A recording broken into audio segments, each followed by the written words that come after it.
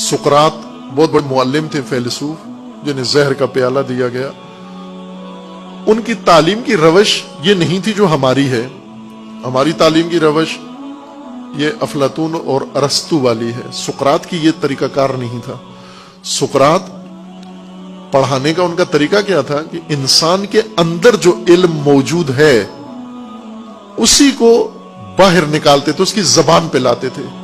انسان کے دل سے بات نکال کے انسان کی زبان پہ لے آتے تھے. آج کل کے معلم یا پہلے زمانے کے معلم یا ارسطو کے طریقہ کار کے معلم کیا ہیں؟ وہ دنیا بھر سے چیزیں لا کر ہمارے اندر ڈالنے کی کوشش کرتے ہیں. ادھر ادھر کی باتیں، مطالعات اپنے کر کے ہمارے اندر ڈالتے ہیں. سقراط ایسا نہیں کرتے تھے کہ کتابیں پڑھ کے، تاریخ پڑھ کے، سن کے، ادھر ادھر سے رٹا لگا کے، جمع کر کے، نوٹس بنا کے پھر آ کے شاگردوں کی کھوپڑیوں میں ڈالنا شروع کر دیں. وہ یہ کہتے تھے یہ ناممکن کام ہے، یہ ہو ہی نہیں سکتا. اور جو کچھ آپ باہر سے انسان کی کھوپڑی میں ڈالیں گے وہ انسان کے اندر ٹکتا ہی نہیں ہے. اور ایسا ہی ہوتا ہے، باہر سے جتنی چیزیں ڈالی جاتی ہیں صبح وہی خراب خالی ہوتی ہیں، کچھ بھی نہیں ہوتا. جس طرح ایک لوٹے کا سوراخ ہو اور آپ اس میں مسلسل پانی ڈالتے جائیں اور وہ سوراخ سے نکلتا جائے، انسان کی کھوپڑی ایسے ہے، انسان کا ذہن ایسے ہے، باہر سے جو کچھ ڈالتے جاتے ہیں نکلتا جاتا ہے. ورنہ جو کچھ ہم پڑھتے ہیں وہ سارا کچھ اگر ہمارے وجود میں رک جاتا تو ہر انسان کیا ہوتا. یہ علوم اگر سارے ہمارے اندر ٹھہر جائیں، رک جائیں تو نکل جاتے ہیں. ہمارے ایک استاد تھے اسکول میں، اللہ تعالیٰ انہیں خوش رکھے اگر زندہ ہیں تو، وہ یہ کہتے تھے کہ یہ تمہارے جو دو کان ہیں اور بالکل ایک سیدھ میں ہیں، ایک خط میں، اس کا، وہ تنزن یہ کہتے تھے ہمیں ڈانٹنے کے لیے، وہ یہ کہتے تھے کہ اس کا حکمت یہ ہے کہ ایک کان سے ڈالو دوسرے سے نکال دو، اس لیے سیدھی لائن میں ہے یہ. اور بالکل ہو بہو یہی کام ہم کرتے ہیں. کچھ بھی کہو، نصیحت کرو، ایک کان سے سنتے ہیں دوسرے سے نکال دیتے ہیں. ایک در ہے، دوسرا دروازہ. اردو میں در و دروازہ دونوں ایک ہی معنی میں ہے. فارسی میں در و دروازہ فارسی اصطلاح ہے. در آنے کے لیے ہوتا ہے، دروازہ جانے کے لیے ہوتا ہے. انٹری اور ایگزٹ الگ الگ دو دروازے ہوتے ہیں، یہاں سے آتے ہو، یہاں سے جاتے ہو. اسی طرح ایک کان سننے کے لیے، ایک کان نکالنے کے لیے. وہ تنزن یہ کہا کرتے تھے.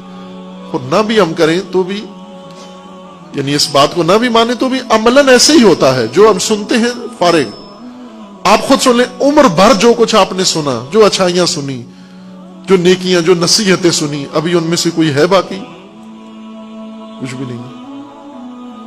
ٹوکری ہے، ٹوکری.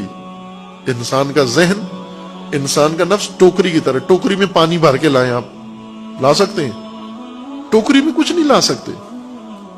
لیکن اندر سے جو چیز اندر سے پھوٹ پڑے، روایت میں بھی ہے نا کہ علم اس طرح سے حاصل کرو کہ تمہارے اندر چشمہ پھوٹے.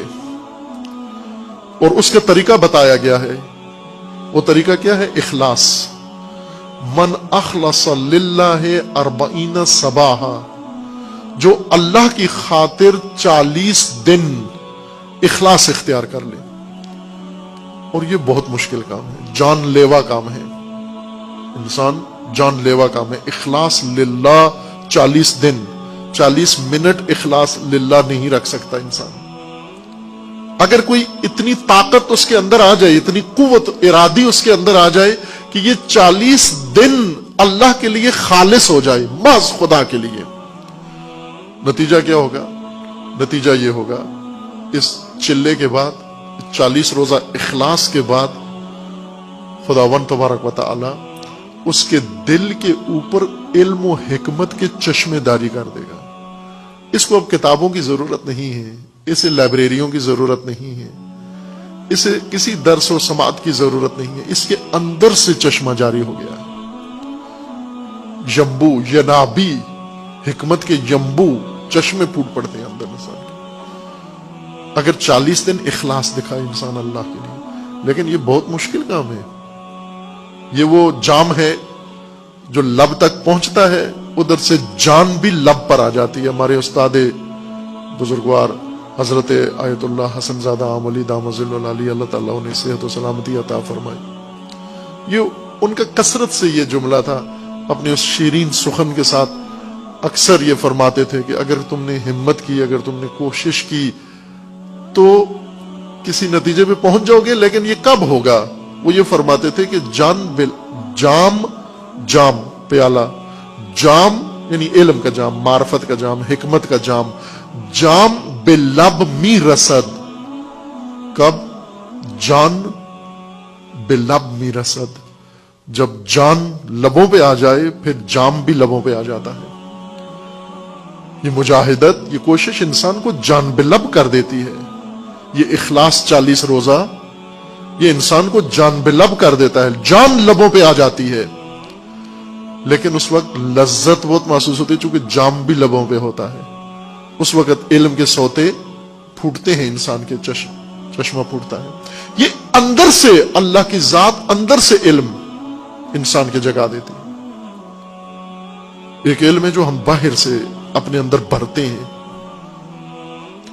اگر 40 روزہ اخلاص 40 سال پڑھتے اور پڑھاتے ہیں، آخر میں بھی سمجھ میں نہیں آتی کہ حق کیا ہے اور باطل کیا ہے، حرام کیا ہے اور حلال کیا ہے، لیکن اگر 40 دن اخلاص دکھائیں اللہ کے لیے، پھر اتنی تگ و دو کی ضرورت نہیں۔